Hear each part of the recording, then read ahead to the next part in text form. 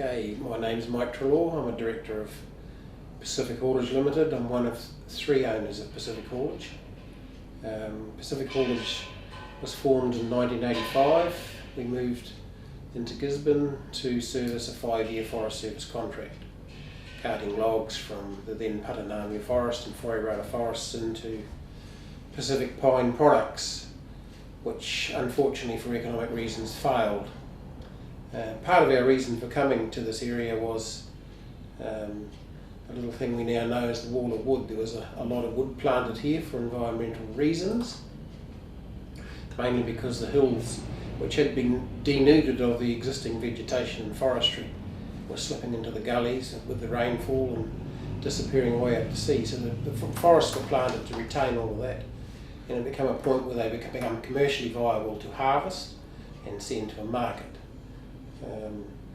That wall of wood is here, and we're probably at this stage maybe quarter of the way towards harvesting what volume is out there per annum, but that grows as the years go on. Log cartage is a year-round occupation. The only time we really get off are over a Christmas period, and the only regular times it does slow up is if there's a real bad weather pattern or we get market conditions that slow us down, which means the people mainly overseas aren't buying the wood, so that does slow down. But we've never actually stopped the log industry around here for quite a while, although we have our ups and downs as with any commodity. It depends on demand. Pacific Haulage currently has 27 trucks plus 2 owner drivers, and there's approximately 110 log trucks working in the Gisborne district. The logs into Gisborne are serviced basically from Te Aroha, maybe halfway between Wairoa and Waikamoana, a place called Patanamia, and halfway through the Waiweka Gorge, including the Mangatu and Te Awhiparai forests. Most of that is into Gisborne, of which probably 90% is export related. The other 10% goes to the local sawmill J&L, which is the only one currently processing wood here at the moment. The volume of wood has slowly increased over the years, and it's going to increase further. Looking forward, the government and NZTA have made a decree that we will be allowed to put heavier and longer trucks on the road. This effectively will make us more competitive internationally, which is the market we're doing in. It will allow us to move freight from point A to point B, its destination, cheaper. And effectively what it will do is take a certain number of trucks off the road. We're going to go from 44 tonne, which is the current maximum at the moment, up to maybe 53 tonne around here, and in various selected routes probably even higher, up into the mid 60 tonnes. We're unlikely to see that in a big way around here. We will probably get to 50 tonne, maybe just plus around here. The vehicles, as they're coming towards you, won't look any bigger, they won't be any wider, they won't be any taller, they will be slightly longer on the road. The more astute person will maybe see a slightly longer wheelbase truck and trailer. Currently, log trucks in New Zealand are allowed to operate at 22 metres under permit. Under the new HPMV regulations, that probably will go up to about 25 metres, which is probably unlikely we see those around here. These increased routes will be route specific. Each one will be looked at to its roading structure and bridge axle loadings, and every vehicle will be operating under permit. The general public probably won't be any of the wiser as to what those vehicles are. All they will actually see is an H sticker on the front and the back of the vehicle. The current routes we try to use now, we're using now the Back Ormond Road and the Awapuni Road from the western side of the city, and from the north it's in through Wainui, along Wainui Road and turning left into the new road into the port. the logging industry has discouraged our trucks from using Crawford Road as a result of the concern from the residents that were down there. We do go down there sometimes if there's some traffic issues down the other end when they've actually been working on the road, so we have been going down there recently, but we do actively discourage people from using Crawford Road. The Back Ormond Road one for wood coming in from the northwest, which is basically the Waimata Valley and Mangatu and areas up in there. The Ormond Road in, unfortunately, to the Esplanade and then around is actually the most short. It's the shortest and most direct route, and that is one that is debatable, and we hear a lot of flack going on about using it and everything else. All log transport operators in Gisborne and every other haulage company that uses that are encouraged to drive with due care and attention to the public, not the speed, to approach roundabouts and that and drive in a courteous manner that doesn't really bug people. But unfortunately incidents do happen, and people's perception of heavy trucks is not good. Driver fault and issues there, we have an 0800 number reporting sign which goes to a neutral body, and that is those, particularly for log trucks, goes to a security company, and they hand it on to a body that's formed and actually is the policing body of the Log Transport Safety Council. It is a body that is responsible to the general public for that, and they follow it through. We are given a written notice of the incident and everything else, which we do follow up with our drivers.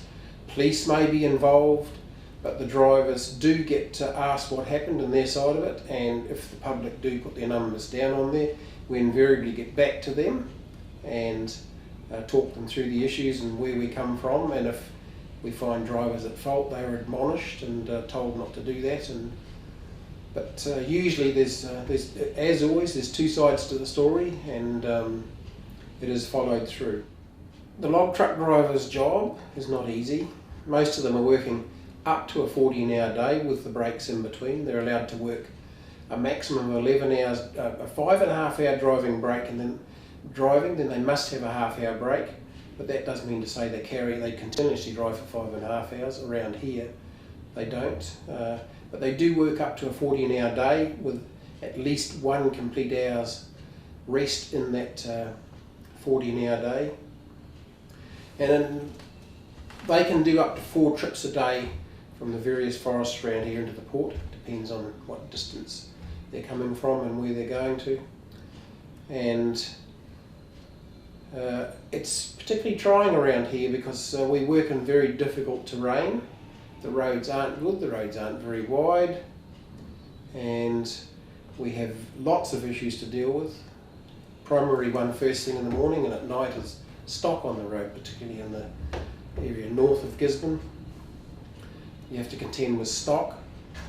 Some of the roading conditions the drivers face are very marginal roads for the sheer fact of where the forests are planted. They're planted in steep terrain with not very good metal conditions on them, and particularly when it's wet, the roads are very slippery, and you'll see that when you see a nice clean truck go to work on a Monday morning, and after the first trip it's all covered in crud and mud that it's picked up on its first trip, which makes the roads very slippery. Also, even that carries over onto the county roads on the metal, and even out onto the main roads, because a lot of the main roads are very, very slippery roads. It's extremely hard finding competent truck drivers, and we once we've got them, we try to hang on to them. It is a vocation that's looked upon by the general public as being just truck drivers, but they are professionals in what they do, and they are highly respected by their employers. There is some very, very good drivers out there. There's a lot of drivers under training, and at the end of the day they're all answerable to the police and the public for their driving actions. One of the problems that a truck driver has to put up with every day is the attitude of the public towards each other let alone when they're approaching or driving around a big heavy truck that sometimes doesn't have an option of moving over on the road. A number of years ago when the 0800 number sign was introduced, I was a guest speaker, and a question I put to the audience was, which part of a truck driver's body wears out first? And of course no one could really answer that, and I threw the one-liner in, well, it's his neck bones, because he sits there shaking his head all day about the general antics of the public driving around him. And most drivers at one day at a time or another will sit there and agree with what I've just said, because the general antics of public on the road at times are shocking.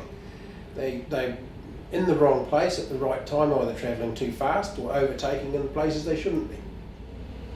When the public are approaching a logging truck or a heavy truck, we'll just use that, just bear in mind that these vehicles can't suddenly move off to the side of the road, and if they do go off the side of the road, usually what happens is they end up on their sides and there's an accident involved.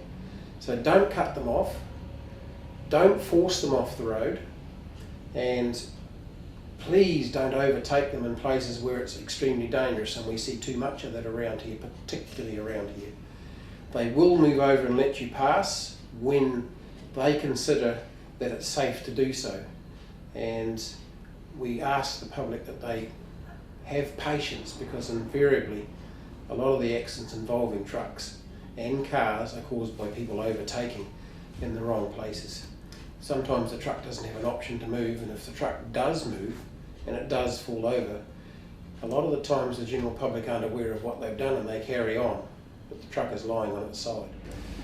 One of the local issues we've just had in the recent past is the surfing area out at Makarori Beach, and there was a lot of flack thrown at the log truck industry, which is rather unfortunate, because the log truck industry was only doing what it was legally allowed to do along there, and there has been concern from drivers about parking along there and the fact that people are driving along at reasonably slow speeds, rubbernecking to see what the surf's doing in an area that did have an open speed limit on it, and it wasn't a straight piece of road either. There was a few corners in there which created problems. So I guess at the end of the day, the speed limit that was there could be debatable as to whether it's an open road limit or pull it down to a 70k area, but for 90% of the time when there's nobody there, the speed limit is fine. Heavy trucks movements through Gisborne have been in the paper a fair bit lately, and are a subject of general discussion amongst a lot of groups around town. At the moment there's a petition circulating up and down Back Ormond Road to get them banned off there.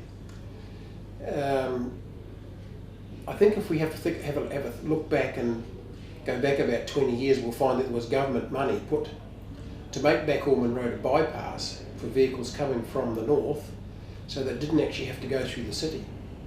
So Back Ormond Road really, or Ormond Road before it goes on to Back Ormond Road at the hospital, is the shortest route, and it's certainly wide enough, but if we all drive on there the way we should be, which is defensively, and I'm talking about car drivers not pulling out in front of trucks and not following them too close and doing there, then we'll do it there. Now, another bone of contention there is roundabouts and who actually has the right of way. Well, unfortunately a lot of cars try to be trucks, and one thing that the general public do need to be reminded of is how much area a truck needs when it's negotiating about roundabout, because we find that cars sneak either up the inside of them or the outside of them, as well as cyclists, and the truck driver can't control, well, he can control the tracking of his truck and trailer, but the general public aren't aware of how much it's going to cut in when they do go across and around the roundabouts. So that does create a few problems and issues too, and that's something that the public have to be aware of. These vehicles there, they have a right to be on the road, and they do pay road user charges to be there, and at the end of the day they're moving a product, whether it be logs or wheat bix, that we all rely on to live and go forward into the future. Of great concern to the heavy traffic industry or transport industry here, is the flack that we've been receiving when we move around, well, basically the town of Gisborne, but this applies right throughout New Zealand. We see the same issues in the port of Napier and the fertiliser trucks going along the Esplanade there. There is no short-term solution to it. When we move to longer trucks, which will actually have more product on them, there will be physically not as many trucks on the road as if we stayed at 44 tonne. But we have to be very much aware of the fact that the cut is probably going to double in the next 5 or 6 years, and has the potential to probably double in another 10 to 15 years after that. If we wanted to bypass the town, I've got no doubt the planners have looked at everything that we can possibly do, and if there has been talk about pushing a road from Sponge Bay around and going right round past where the yacht club is now into the port. We have been trying to promote an off-port storage area at Matafero, where down Dunstan Road, where the wood comes into there and is stored there. One of the problems there is we have a storage issue at times at the port, and we have to store wood off port. The general public, I see, want logs moved, or all logs to go into there and then be moved into there by rail. If we really sit down and analyse the whole situation, rail is not a feasible way of moving wood short distances, or any product short distances. It is the hope of the industry that when we do get set up out there, that we will be having special trucks to run on that road that will be quieter and generally going to work to not generally annoy the public, and I'm particularly talking about from Matafero to the port, where we hope probably to get trucks up towards the 60 tonne, which will minimise the number of units on the road, and hopefully they'll be a lot quieter, and the industry can work towards that by removing a lot of the jingly jangly things that the general public hear now. Part of the problem there, of course, is manhole covers and rough roads and those sorts of things there. When any vehicle runs over those obstacles, they get a road noise, and that's part of what the public are bugged about. So we are working reasonably hard to solve those issues.